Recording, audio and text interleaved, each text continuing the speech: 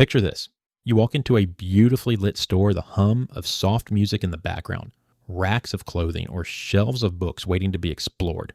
But there is a crucial detail to this scene. You are entirely, wonderfully by yourself. For some people, the mere idea of going shopping alone sounds incredibly lonely, maybe even a little daunting. They might wonder who is going to tell you if those jeans look good, or who is going to help you decide between the matte black or the forest green mug. But for another group of people, shopping alone isn't a lonely chore. It is an absolute sanctuary. It is a high-stakes, low-stress ritual of quiet joy. If you are someone who actively avoids making shopping a social event, you might have wondered why. Is it just introversion, or is there something deeper happening inside your brain when you step through those automatic sliding doors solo? Today, we are going to dive into the quiet, fascinating psyche of the solitary shopper and look at the hidden psychological benefits of wandering the aisles in peace.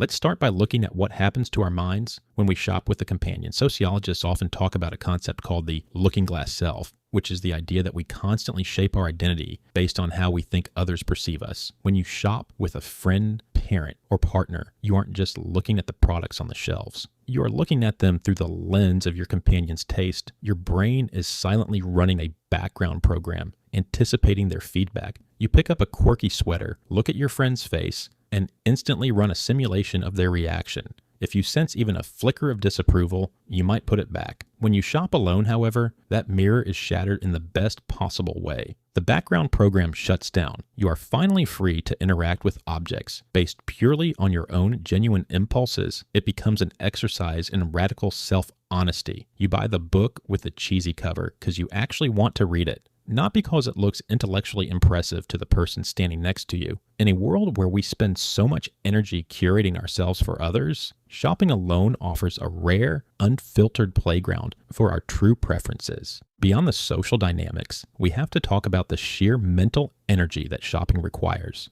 Our brains are constantly calculating choices, and every single choice we make uses up a tiny bit of our daily cognitive budget, a phenomenon psychologists call decision fatigue. Now consider how much of a mental workout shopping already is. You are comparing prices, checking quality, evaluating utility, and projecting your future self into these items. Now, add another human being into that equation. Suddenly, you aren't just managing your own decision fatigue, you are managing theirs. You are wondering if they are getting bored, if you've been in this aisle too long, or if you should suggest getting coffee because they look tired. It is a constant, subtle negotiation of space, time, and appetite. For the solitary shopper, eliminating the social coordination is like turning off a loud fan that has been running in the background of your mind. You can linger in the candle aisle for 20 minutes smelling every single jar without a shred of guilt, or you can abruptly change your mind, walk out of the store empty-handed, and know that you haven't inconvenienced a soul. It is a pure, unadulterated exercise in personal autonomy. There is also a highly sensory element to this preference. Modern retail spaces are designed to be sensory experiences. The lighting, the scent diffused through the air vents, the tempo of the playlist, everything is engineered to stimulate your brain.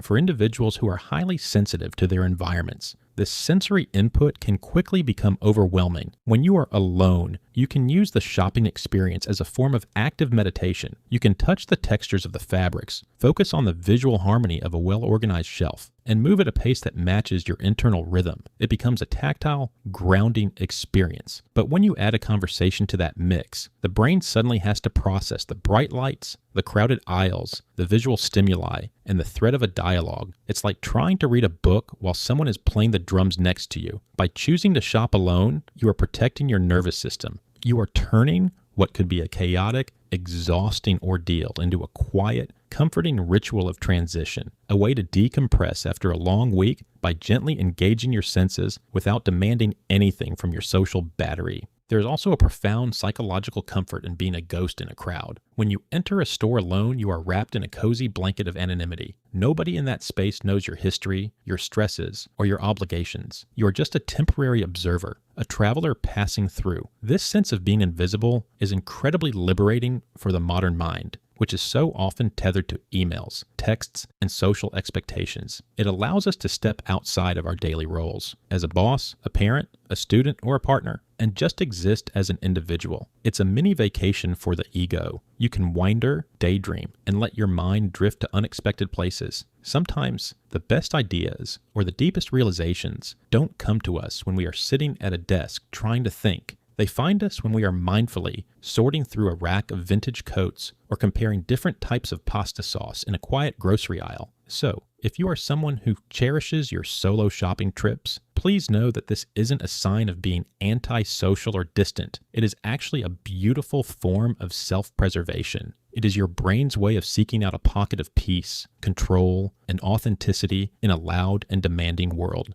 It's a space where you can check in with yourself, practice making decisions solely for your own happiness, and recharge your battery on your own terms. The next time you feel a twinge of guilt for turning down an invite to hit the mall with friends, remember that your solo journey is a quiet act of self-care. It's just you, your thoughts, and the open aisles. What about you? Do you find solace in wandering the stores alone, or do you crave the energy and feedback of a shopping buddy? Let me know your thoughts in the comments below. If this resonated with you, feel free to subscribe as we continue to explore the quiet, beautiful quirks of the human mind together. Until next time, take care of your mind and enjoy your next solo stroll.